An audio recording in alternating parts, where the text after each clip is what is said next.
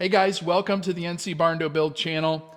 We're in the master bath today, and I'm learning very quickly that if you don't pre-plan way ahead of time for a curbless entry shower, you have a lot of work cut out for you. So if you've been following along, we did a recessed subfloor in the shower area in an attempt to make a curbless entry. And the shower pan that we used is just a little bit extra thick, so I have to build this entire floor up so we can get a level transition over into the shower pan. So I have to go over the entire floor in this bathroom, again, spending some more money here, with this 1/2 inch plywood to bring the floor up. And I want to share with you how Schluter says you should do this. They're very specific in the DTRA instructions. A couple of things to note with this plywood. I have sanded plywood here. It's not plugged, so we're going to have to go over it with some wood filler and fill in some of the smaller voids to give it a nice smooth finish. Not a big deal there. The other thing you want to remember when you're planning your layout is you don't want any seams on top of each other. So stagger your seams this way. Our floor joists are running perpendicular, so run your underlayment the same direction as your subfloor. That's straight from the Schluter directions. You also want to stagger your end so that it doesn't fall on top of a joist. I have a joist, let's see, these are running this way, and I'm within roughly about 4 inches, 4.5 inches from the end. This joist runs right along here. So we're within the limits there. Also for your fasteners, you can use ring shank nails or you can use screws. I'm using screws to prevent squeaks. 4 inches for me, since my floor joists are 16 on center, 4 inches approximately, spacing on the edges, 6 inches in the middle. And you want some screws that are not going to go into your floor joist. So you want to screw this to your subfloor, fasten it to your subfloor, not to the floor joist. Again, that's straight from the directions, the DTRA directions from Schluter. Gap everything, 1/4 inches on the edges, 1/8 inch in the field. So we're going to do that with some nails, and we're going to keep moving on here.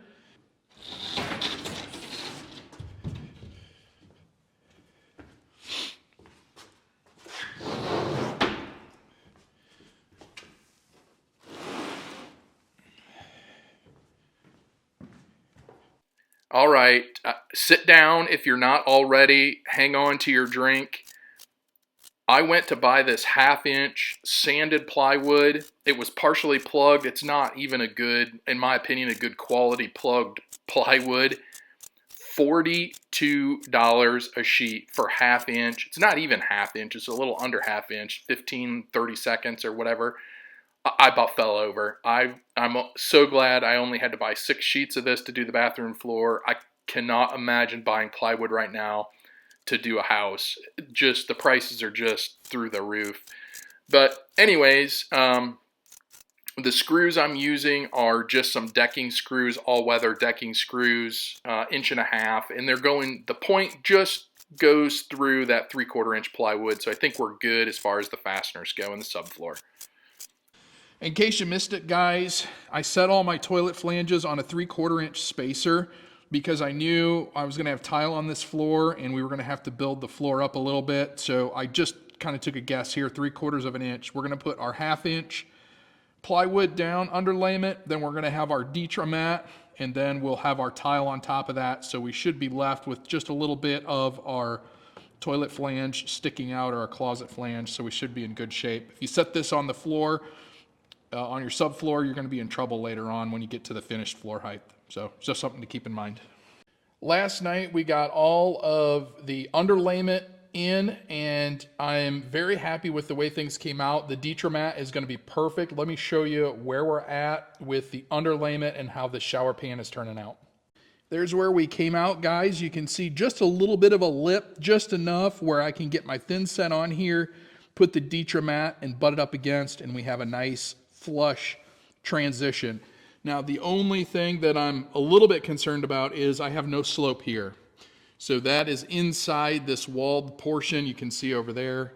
Same deal, that's flat. So we're gonna put that Detra mat all the way in here. We're gonna waterproof all of this so I don't have any water getting down into the plywood.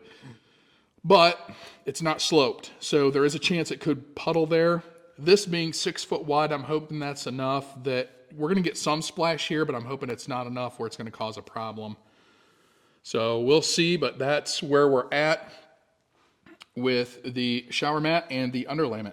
Now the next part is waterproofing. My inspector wants to see 2 inches of water at the outside of the shower pan, at the edge of the shower pan. So I'm gonna have to build this up, and I did a lot of thinking last night, and I think I got this figured out. Let me show you where I'm at with this and how I'm gonna tackle a temporary dam to hold water inside this curbless setup. So here's my plan. I'm just using these 2x4 blocks that I cut up and laying them here, and I think I'll run a couple of screws down just to hold them in place, and then I'm going to use my Curdy membrane and bring it up and over these, but I won't actually use the thin set on my temporary curbs. I'll thin set it to the shower pan, but not to the side curbs here. I'll do the walls, of course. Then when it passes the test for the inspector, I can remove these and then fold my Curdy membrane back over. And once I get the Detra mat in, we can use the thin set and thin set it to the Detra mat, and I think we'll be in good shape. I'll probably have to sacrifice a couple of corners to waterproof, and I'll have a little bit of buildup to deal with when we do the tiling, but I don't think it's anything that I can't overcome. So that's my plan. We're gonna go ahead and get these fastened tonight. And then tomorrow morning, first thing, we're supposed to stay above freezing for the next couple of days. So we'll get the thin set on here, get this thing waterproofed, and run a preliminary test.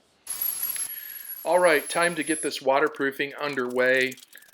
I'm not going to go over the directions specifically on how to spread the thin set, mix it, and all that good stuff. There's a lot of videos out there. Schluter makes some. There's a lot of other YouTubers that have videos on how exactly to do that stuff, and they probably do a better job than what I can do.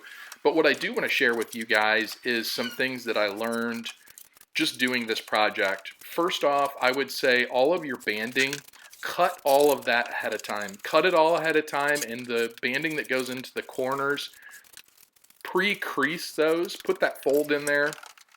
It's going to make the install go so much quicker, and you don't have to, I guess, rush because you're worried about your thin set setting up. Because I will tell you, this size of the shower, it took me the good part of a day to get this thing completely done. And I don't even have all of the walls waterproofed. I can't run the banding around the outside until after I get the Detra mat in, and I don't want to put that in until I'm just about ready to do the flooring. So cut your banding ahead of time. It'll make things go smoother, and then kind of organize them so you know what banding goes where.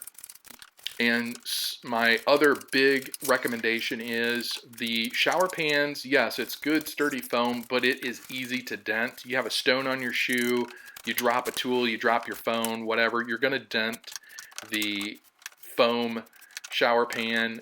Worst case scenario, you're going to drop a sharp tool and puncture a hole in it. So just be careful. I end up needing a ladder to do the walls, so I put a piece of plywood in there, being careful not to disturb any of the banding on the outer edges. So just, if you're going to do this, just be extra vigilant about taking care of that shower pan and not damaging it as you go. But otherwise, very happy with the product up to this point.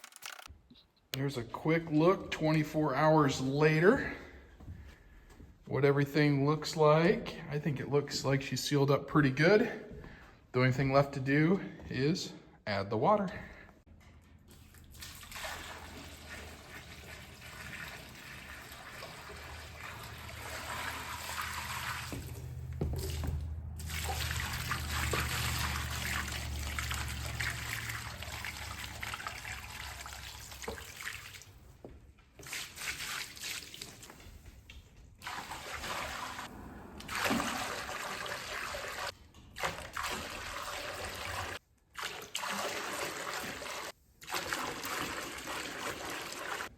Man, 1.5 inches.